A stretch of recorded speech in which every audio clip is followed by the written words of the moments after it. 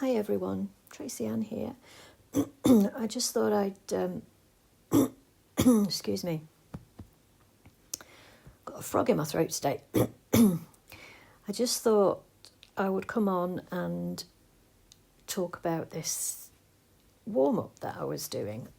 I've basically got a large-ish sheet of paper that I've sectioned off into 4 sections, and I just want to be free. And loose and treat this as a warm-up really to other paintings. So I've started off here with some Neocolor crayons and charcoal, and you can just see I've just sprayed some water on them and I'm just getting rid of the excess water now. It's just do this basically to make some marks on the paper and get started really. I'm just going in with some paint, not thinking about it. It's acrylic paint.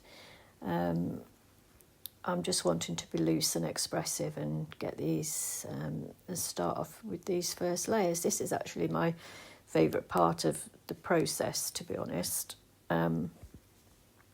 Just being free and letting loose, and there's no analysis or anything going on. I'm just trying to get out of my way really and just let the paint do the talking. As you can see, I've had a bit of a thing lately for fluorescent paints, so the green is appearing at the moment. So yeah, I'm not really thinking about it. I did.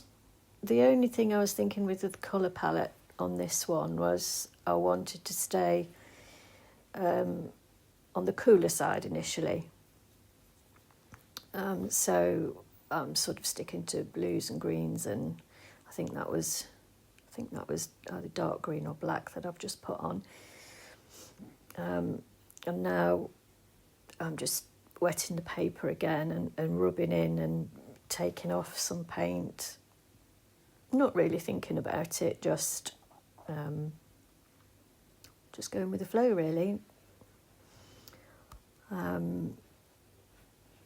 Yeah, it's an interesting process. You know, you can just let loose and let go and not be concerned about outcome or anything like that. It's just really freeing to start paintings like this. And the longer this goes on, the more I enjoy. This is the part I enjoy really. Trying to resolve paintings is the hard part for me. Trying to get them to come together and look like they work. Anyway, here I am just adding some lighter paint. Again, just not really thinking. I've gone in here with some slightly thicker, more opaque paint, and I'm just using the end of the brush to make marks into the paint, just to create more interest. Okay, the yellow's coming in now. Obviously going in for some slightly warmer colours, but it's still quite a coolish yellow. And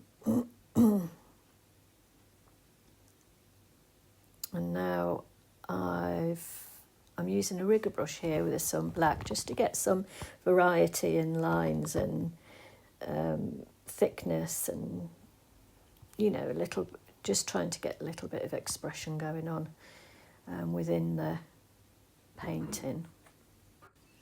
Okay, so I'm back. I'm just adding some lighter blue in these areas here, just randomly.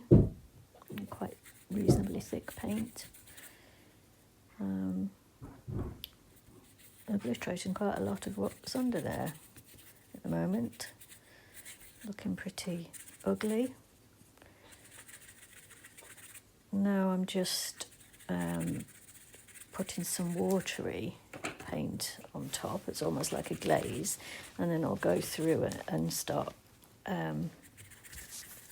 rubbing out areas that I've just put down and getting back to the previous layers.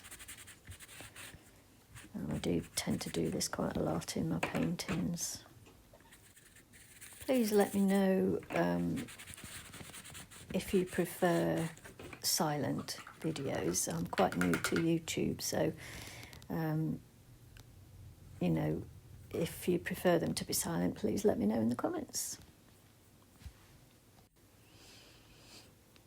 Okay, so here I am adding some darker tones or darker values. Just experimenting really, seeing where the paint takes me and just enjoying the process.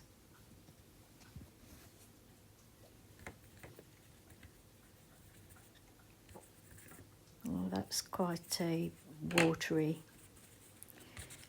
almost like a glaze really, of paint. And then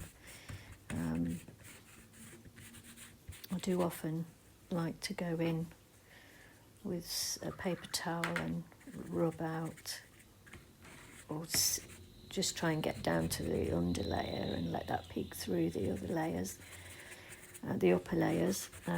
It gives a nice veiled sort of effect. I mean, these paintings are looking very ugly at the moment, but they all go through that stage where you're just discovering things really, and discovering what marks you like, which ones you want to keep. Yeah, so I think, oh yeah, here I am. I think this is the fluorescent green mixed with white, and again I'm just bringing in some lighter values now just to contrast against those darker ones I put in long ago. And I started off here being quite cautious, I think, and then I've just gone, yeah, just gone a bit more loose again. And here I'm increasing those darker areas for more contrast. And these paintings, you don't know what they're going to become. They just go on a journey of their own and take you with them, really. Just add in shapes and brush strokes for a little bit more interest. Again, rubbing out areas that I've put down. It might seem counterintuitive, but you do get some really nice effects by doing this.